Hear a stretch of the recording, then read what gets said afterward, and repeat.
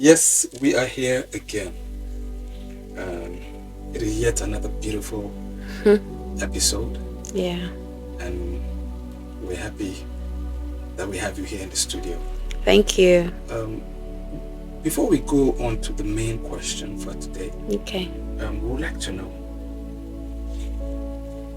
We would like to know three truths and one lie about yourself.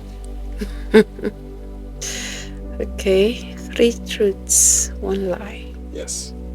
Hmm.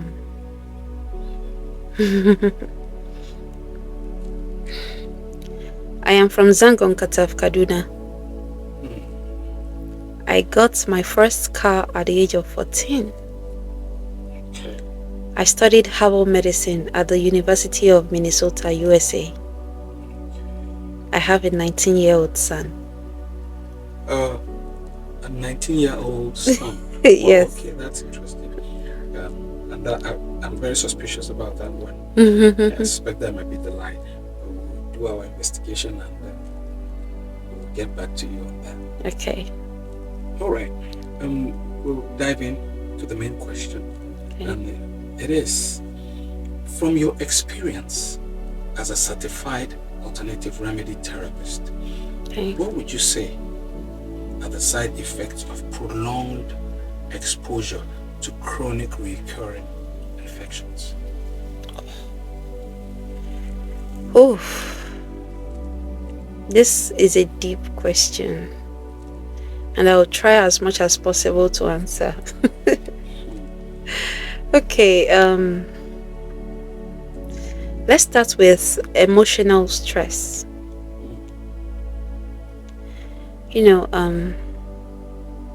There is a kind of fear that comes upon many people when they find out that they've been trying to get rid of this infection and it is not leaving their system. Yes.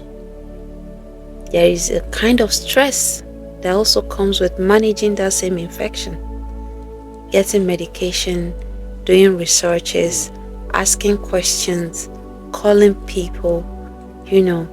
It changes a whole lot of things in their lives. You notice they start to lose themselves. They can't really focus. Yes. Every other thing suffers in their lives. And of course, there is the uncertainty of healing that comes as well, because they don't know if this thing that they are trying would work. They've tried many things, so yeah. The next side effects that I would also like to talk about would be physical side effects. Okay. And this is often suffered by the people who are symptomatic carriers. Because aside from the emotional part of being exposed to an infection for a long time, imagine someone developing symptoms. And there are different types. Yes, physical symptoms. And there are different types of symptoms that you can't hide them. For example, if someone were to come in contact with oral herpes, the symptom comes on the face. They can't hide it. They can't say, oh no. They are just walking billboards for oral herpes. Yes. And then there is the genital warts as well. People can't really get personal with relationships or their partners because there is this growth in the private that they cannot hide. And then there are people that when they come in contact with this viral infection, HPV, they may not even know what it is. So once they see this growth, they may cut it. Yes. And once they cut it, it starts to come out and it starts to spread in their private area. They get really confused. How about women, who may be experiencing discharge for 5 years, 10 years, 15 years? They're having to put on panty liner every day of their lives for many years. They can't come close to men. They can't have relationships, with people. How about men who also have chlamydia? When for a man, they pull off their boxer shorts and everywhere is thinking they're having the odor. And some people also experience, discharge from the eyes as well. Yes. So there are lots of physical symptoms that comes with being exposed to a chronic recurring infection for a long time. This brings me to the mental, side effects of this. This mental one is, I would say, is the height of it for many people, because they develop anxiety, they become frustrated, they develop insomnia. Many people actually lose sleep. They are unable to sleep at night. So while people are up, in the morning and all that, they are up with them. But at night, they find it difficult to go to bed, either due to the symptoms of the infection or because it's a side effect of that particular infection that they are infected with. And also irritability. Many people become so irritated. You just notice that small things, they flare up. They get irritated easily. Edgy. They get edgy as well. Some people even become delusional, with friends and loved ones. You didn't say this, you said this, Yeah. They can be like that. And for some people, it can lead to psychosis. Wow. Yes. And then mood swings for some. 1 minute you're with this person, and within a twinkle of an eye, they are going from 0 to 100. And then you're wondering, I've not said anything. How did we get here? These are side effects of mental, yes. This now brings me to the social aspect of this. Yes, being exposed to an infection for a long time can also affect one's social life. That's when you notice that some people would begin to stay away from friends and colleagues at work. You're wondering that this person is usually lively, they are friendly, they are the life of the party. What happened to them?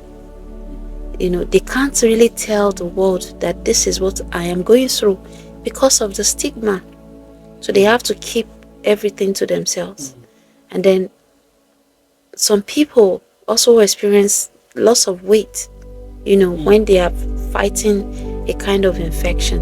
So, and they would not want to come into a gathering where people will start asking them, you've lost weight. Oh, human beings, we may have no clue a lot of times. So we are just being friendly and kind. And what's going on? They can't really tell you what is going on with them, Yeah, so this can affect some people. You notice a kind of withdrawal from friends, from relationships, from partners, and all that. The next one on my list would be spiritual side effects. We can look at this in two different ways.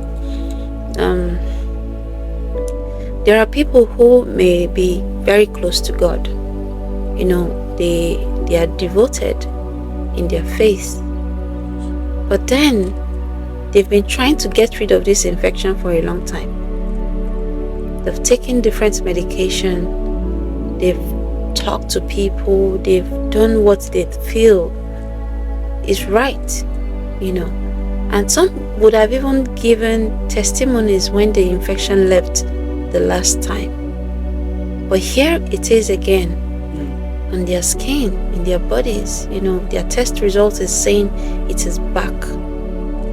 It's been making a lot of people to lose faith, because they would feel like, I've been praying, I've fasted, I have done all what I think I should do, but why is this thing not leaving? That means God is not answering me.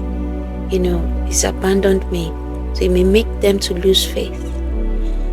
For some people, it would be the other way around, because they may have been people who are not so devoted, who may feel as though maybe it is because they backslid, that made them not to be feeling well. Oh, so this actually gets them to have more faith. Yes, it can make them to have more faith. They will now start trying to get back to the place they were before, with God and all that. So yeah, spirituality is very sensitive, when this is concerned. The last one on my list would be financial side effects. This is dicey because many people spend a lot trying to get rid of that infection. You'll see some people, they'll be like, oh, it's been 5 years, I've been trying to get rid of this infection. It has refused to go. Spend millions.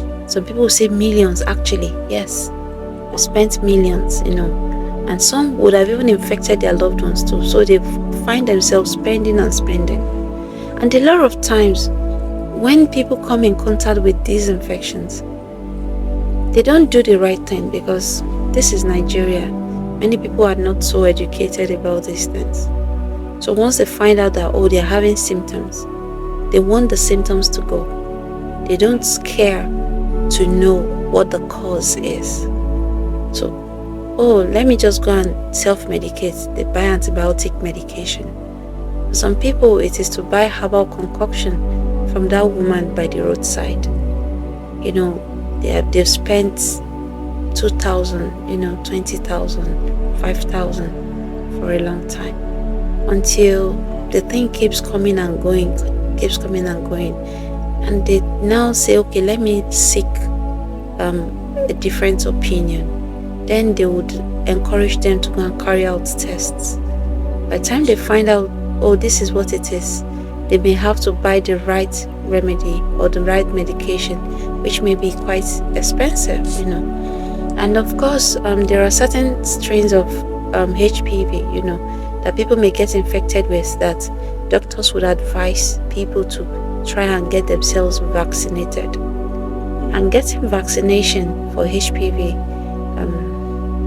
is not cheap. It's in hundreds of thousands. And also, if you say you want to test yourself for certain infections, you have to spend money in tens of thousands as well, So it is not easy, it is not cheap, trying to fight infection financially. Okay. That's a lot. Okay. I'd like to know as well. Okay. Can a carrier of infection prevent manifesting any of the side effects you just mentioned? No.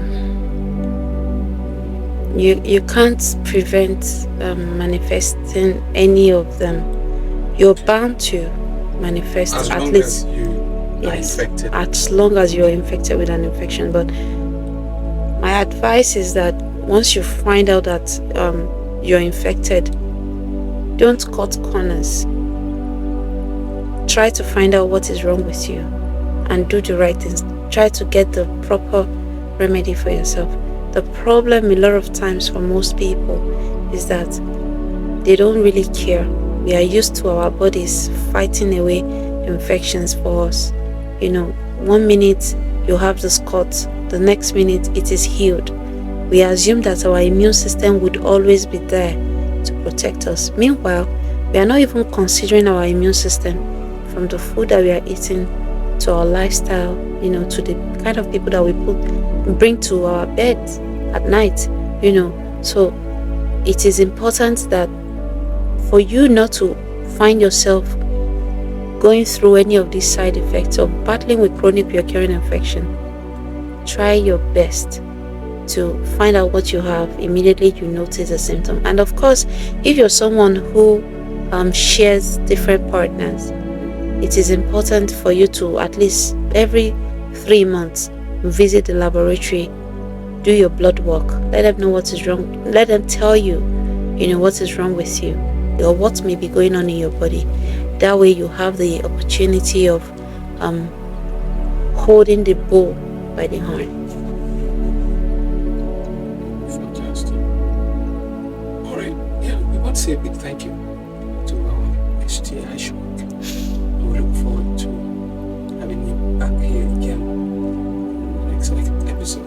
Thank you.